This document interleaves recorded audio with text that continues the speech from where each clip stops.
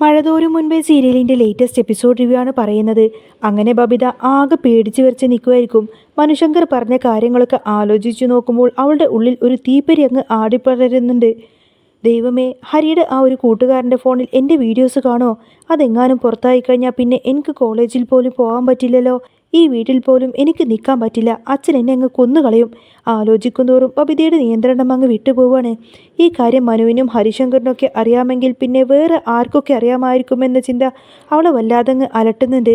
താഴെ അലീന മനുവിനോട് തിരക്കി അവൾ എന്തു പറഞ്ഞു എന്ന്. അന്നേരം മനു പറയുന്നുണ്ട്, ഞാൻ അവളോട് സംസാരിച്ചു. പക്ഷേ അവൾ ഇപ്പോഴും പഴയ ആ ഒരു വെല്ലുവിളിക്കുന്ന സ്വഭാവം മാറ്റിയിട്ടില്ല. ബൈജുവിൻ്റെ കൂടെ നിന്നോളാമെന്നാ പറയുന്നത്. അലീനക്ക് അത്ര അത്ഭുതമൊന്നും തോന്നിയില്ല. അവൾ പറയുന്നുണ്ട്, പറഞ്ഞിട്ട് കാര്യമൊന്നുമില്ല മനുവേട്ടാ, അവളുടെ സ്വഭാവം ഇനിയും മാറുമെന്നൊന്നും എനിക്ക് തോന്നുന്നില്ല. ആ സമയത്താണ് കൃഷ്ണമോൾ അങ്ങോട്ടേക്ക് വരുന്നത്.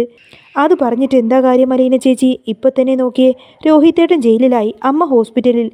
ഇത്രയൊക്കെ ആയിട്ടും ബബിതേച്ചി എന്തിനാ ഇങ്ങനെ അഹങ്കരിക്കുന്നത്? കൃഷ്ണമോളുടെ ചോദ്യം കേട്ടുകൊണ്ട് തന്നെ മനു ഒന്ന് നിശ്വസിച്ചു. ആൻറ്റി ഡിവോഴ്സ് കേസിൻ്റെ കാര്യങ്ങളെല്ലാം തന്നെ റെഡിയാക്കി വെച്ചിരിക്കുകയാണ് എന്നും എത്രയും പെട്ടെന്ന് തന്നെ അത് വേണമെന്നും നിർബന്ധിക്കുന്നു എന്നും മനു അവരോട് പറഞ്ഞു. അതിനെ നമുക്കിനി തടയാൻ പറ്റില്ലല്ലോ എന്ന് കൃഷ്ണമോള് ചോദിച്ചപ്പോൾ മനു കൃത്യമായി തന്നെ പറഞ്ഞു, അത് തടയണമെങ്കിൽ നിങ്ങൾ മക്കളെല്ലാവരും അച്ഛനോടൊപ്പം തന്നെ ചേർന്ന് നിൽക്കണം. അല്ലെങ്കിൽ ഒരു കാരണവശാലും അത് നടക്കില്ല. പക്ഷേ അലീനക്കപ്പോഴും സംശയമായിരുന്നു. നമ്മൾ എത്ര പറഞ്ഞാലും ഇനി അമ്മക്കൊരു മാറ്റമുണ്ടാകുമെന്ന് എനിക്ക് തോന്നുന്നില്ല. മനുവും അത് സംഭവിച്ചു. ആൻറ്റിയുടെ ഇഷ്ടം പോലെ തന്നെ നടക്കട്ടെ, നമുക്ക് പറയാനല്ലേ പറ്റൂ. രോഹിത്തിന് ഈ അവസ്ഥ വന്നതിൽ ആൻറ്റിക്ക് വലിയ പങ്കുണ്ട്. എൻ്റെ വീട്ടിലും ഇങ്ങനെയൊക്കെ തന്നെയായിരുന്നു. അമ്മ ഹരിയെ വഷളാക്കിയത് കൊണ്ടാണ് അവിടെയൊക്കെ ദുരന്തമുണ്ടായത്. അവിടെയും ഇവിടെയും അവസ്ഥ അത് തന്നെ എന്നൊക്കെ പറയും. പിന്നീട് മനു അവിടെ നിന്നും ഇറങ്ങാൻ തയ്യാറെടുത്തു. എല്ലാവർക്കും അവരുടേതായിട്ടുള്ള വിഷമങ്ങളുണ്ട്. കൃഷ്ണമോളുടെ പഠിത്തത്തെക്കുറിച്ച് അലീനക്ക് നല്ല ആശങ്കയുണ്ടായിരുന്നു. ഞാൻ നിന്റെ സ്കൂളിലേക്ക് നിന്റെ കൂടെ വരാം മോളെ, പേടിക്കണ്ട. അലീന അങ്ങനെ പറഞ്ഞപ്പോൾ കൃഷ്ണമോൾക്ക് ചെറിയൊരു ആശ്വാസം തോന്നി. ബബിതക്കാണെങ്കിൽ കോളേജിലേക്ക് പോവാൻ തന്നെ പേടിയാണ്. കൂട്ടുകാർ തന്നെ കളിയാക്കുമോ എന്ന ഭയം. പക്ഷേ പുറമെ അവൾ ഇതൊന്നും തന്നെ കാണിക്കുന്നില്ല. താൻ വലിയൊരു തെറ്റൊന്നും ചെയ്തിട്ടില്ല എന്ന മട്ടിൽ നല്ല പിള്ള ചമഞ്ഞു നടക്കുവാണ് ബബിത. ഇതേ സമയം ജയിലിനുള്ളിൽ രോഹിത് ആകെ തളർന്നിരിക്കുകയാണ്. ഹരി അവനെ സമാധാനിപ്പിക്കാൻ ശ്രമിക്കുന്നുണ്ടെങ്കിലും രോഹിത്തിന് ഒന്നും ആശ്വാസമാവുന്നില്ല. എനിക്കിനി ജീവിക്കേണ്ട ഹരി, വല്ലാത്തൊരു ബുദ്ധിമുട്ടായത് എന്ന് രോഹിത് പറയുമ്പോൾ ആകെ വിഷമത്തിലാണ് ഹരി. എടാ, നീ ഇങ്ങനെ തളർന്നാൽ എങ്ങനെയാവും? ഞാനും ആകെ പെട്ടുപോയ അവസ്ഥയിലാണ്. രോഹിത്തിൻ്റെ മനസ്സിൽ വല്ലാത്ത പാപഭാരമുണ്ടായിരുന്നു. താൻ തെറ്റൊന്നും ചെയ്തിട്ടില്ല എങ്കിലും പിടിക്കപ്പെട്ടല്ലോ എന്ന സങ്കടം അവനെ വേട്ടയാടി. രോഹിത് വീണ്ടും ഹരിയോട് ദേഷ്യപ്പെട്ടു. ഞാൻ അപ്പോഴേ പറഞ്ഞതല്ലേ ഇതിനൊന്നും പോവണ്ടായെന്ന്. അപ്പോൾ നീ എന്താ പറഞ്ഞത്? ഒരു പ്രശ്നവും ഉണ്ടാവില്ല എന്നല്ലേ? ഹരിയും തർക്കിച്ചു. ഞാൻ ഇങ്ങനെയൊക്കെ പ്രതീക്ഷിച്ചോടാ. പൈസ കൊടുത്താൽ എല്ലാം ശരിയാവുമെന്നാ കരുതിയത്. ഒരു പ്രശ്നം വന്നപ്പോൾ അവർ പരസ്പരം കുറ്റപ്പെടുത്താൻ തുടങ്ങി. അച്ഛൻ അന്ന് രാവിലെ ഉപദേശിച്ചതൊക്കെ കേട്ടിരുന്നെങ്കിൽ തനിക്ക് ഈ ഒരു ഗതി വരില്ലായിരുന്നു എന്ന് രോഹിത് ഓർത്തുപോയി. പിന്നീട് മനു പോയി കഴിഞ്ഞപ്പോൾ അലീന ബാലചന്ദ്രൻ്റെ അടുത്തേക്ക് ചെന്ന് പറഞ്ഞു, അച്ഛാ, എനിക്കൊന്ന് പുറത്തേക്ക് പോകണം. ബാലചന്ദ്രൻ ആദ്യം അതിന് സമ്മതിച്ചില്ല. ഇപ്പോൾ പുറത്തിറങ്ങാതിരിക്കുന്നതല്ലേ നല്ലത്. പക്ഷേ അലീന നിർബന്ധിച്ചു. ആ പെൺകുട്ടി ഹോസ്പിറ്റലിൽ നിന്നും ഡിസ്ചാർജായി എന്ന് അറിഞ്ഞു. എനിക്ക് അവളെ ഒന്ന് കാണണം. ബാലചന്ദ്രനാകെ ഞെട്ടിപ്പോയി. നീ എന്താ ഈ പറയുന്നത് അലീനെ? നിനക്ക് വട്ടായോ? നമ്മളാണ് ഇതിൽ പ്രതികൾ എന്ന ചിന്ത നിനക്കുണ്ടോ? അങ്ങോട്ടേക്ക് ചെന്നാൽ അവർ നിന്നെ വെറുതെ വിടുമെന്നാണോ നിന്റെ വിചാരം? അന്നേരം അലീന ശാന്തമായി തന്നെ പറഞ്ഞു, അച്ഛാ, ആ പെൺകുട്ടിക്ക് ആരുമില്ല. പീഡനത്തിന് ഇരയായവളാണ് അവൾ. അവളെ കൈപ്പിടിച്ച് നടത്താൻ ആരെങ്കിലുമൊക്കെ വേണം. അവൾ ചിലപ്പോൾ ആത്മഹത്യ വരെ ചെയ്തു എന്ന് വരും. അങ്ങനെ സംഭവിച്ചാൽ രോഹിത്തിന് പിന്നെ പുറം ലോകം പോലും കാണാൻ പറ്റില്ല. അവളുടെ മനസ്സിനൊരു ആശ്വാസം കൊടുക്കണമെന്ന് പറയാണ് അലീന. ബാലചന്ദ്രൻ അപ്പോഴേക്കും റിസ്കിനെ കുറിച്ചൊക്കെ ഓർമ്മിപ്പിച്ചു. അതൊരു കോളനിയാണ് മോളെ, നിന്നെ അവർ വെറുതെ വിടുമെന്ന് നിനക്ക് തോന്നുന്നുണ്ടോ? പക്ഷേ അലീന ഉറച്ചു തന്നെയായിരുന്നു. അവർ എന്ത് വേണമെങ്കിലും ചെയ്തോട്ടെ അച്ഛാ, അവരുടെ മോൾക്ക് ഉണ്ടായ വേദനയുടെ 4/1 പോലും എനിക്കുണ്ടാവില്ല. ആ കുഞ്ഞിനെ ഒന്ന് ആശ്വസിപ്പിക്കാൻ എനിക്ക് കഴിഞ്ഞുവരുന്നുവെങ്കിൽ അത് വലിയ കാര്യമാണ്. ഒടുവിൽ അലീനയുടെ നിർബന്ധത്തിന് വഴങ്ങിക്കൊടുത്തതിന് ബാലചന്ദ്രൻ അനുവാദം നൽകി. അലീന സ്ഥലം ചോദിച്ചറിഞ്ഞ് ശരണ്യയുടെ വീട്ടിലേക്ക് എത്തുകയാണ്. ഓട്ടോറിക്ഷയിൽ നിന്നും ഇറങ്ങിയപ്പോൾ തന്നെ അയൽവാസികളിൽ ഒരാൾ ശ്രദ്ധിക്കാൻ തുടങ്ങി. ശരണ്യയുടെ ആങ്ങള പുറത്തേക്ക് വന്നു. ആരാ നീ എന്ന് ചോദിച്ചപ്പോൾ അലീന പറയുന്നുണ്ട്, ഞാൻ കടപ്പാട്ടൊരു വീട്ടിൽ നിന്നും വരുവാണെന്ന്. ബാലചന്ദ്രൻ്റെ വീട്ടിൽ നിന്നെന്ന് പറയും. എന്നാൽ അത് കേട്ടതോടുകൂടി തന്നെ അവൻ്റെ ഭാവം അങ്ങ് മാറി. ഉള്ളിലേക്ക് ഓടിപ്പോയിക്കൊണ്ടതിന് ഒരു കുപ്പിയുമായിട്ട് മണ്ഡനയുമായിട്ട് അങ്ങോട്ടേക്ക് തിരിച്ചാണ് അയാൾ വന്നത്. ഓഹോ, അപ്പോൾ കോംപ്രമൈസിന് വന്നതാണല്ലേ? നിനക്കൊക്കെ നാണമുണ്ടോടി ഇങ്ങോട്ടേക്ക് കയറി വരാനെന്നൊക്കെ ചോദിച്ചുകൊണ്ട് തന്നെ അവൻ അലീനയ്ക്ക് നേരെ മുന്നിലങ്ങ് ആക്രോശിച്ചു. അപ്പോഴേക്കും ആളുകളൊക്കെ ഓടിക്കൂടി. പെട്ടെന്ന് അവൻ അലീനയുടെ തലയിലൂടെ അങ്ങ് മണ്ണെണ്ണ ഒഴിച്ചു.